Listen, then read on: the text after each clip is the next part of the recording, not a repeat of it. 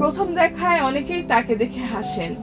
বাহারি রঙের পোশাক, পায়ে ঝুমুর, নাচ গান আর অভিনব অঙ্গভঙ্গিতে তিনি যখন রাস্তায় ঘটি গরম চানাচুর বিক্রি করেন, তখন কৌতূহল হয়ে থেমে যান পথচারীরা। তবে এই ভিন্ন ধর্মীয় উপস্থাপনার আড়ালে লুকিয়ে আছে এক সংগ্রামী বাবার জীবন যুদ্ধের গল্প। মেহেরপুরের গাংনী উপজেলার কাজীপুর গ্রামের বাসিন্দা রিমন আলী জীবিকার তাগিদে বেছে নিয়েছেন ব্যতিক্রম ধর্মী এই পেশা। বৃদ্ধ বাবা, মা, স্ত্রী ও 2 সন্তান সহ 6 সদস্যের পরিবারের দায়িত্ব কাঁধে নিয়ে প্রতিদিন দুপুরে ভ্যান গাড়িতে করে বেরিয়ে পড়েন তিনি। সঙ্গে থাকে ঘটি গরম চানাচুর। রিমন জানান, একসময় তিনি রাজমিস্ত্রির কাজ করতেন। দিনরাত পরিশ্রম করে পরিবারের প্রয়োজন মেটানো সম্ভব হচ্ছিল না।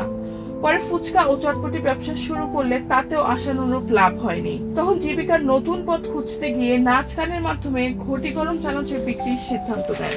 তিনি বলেন, অনেকে আমাকে দেখে হাসেন, নানা কথা বলেন, কিন্তু আমি এসব নিয়ে ভাবি না। আমার কাছে সবচেয়ে গুরুত্বপূর্ণ পরিবারের মুখে হাসি ফোটানো। এই কাজ করে আমি মাসে অন্তত 60,000 টাকা বেশি আয় করি। পরিবারের সব খরচ এই আয় থেকেই চলে।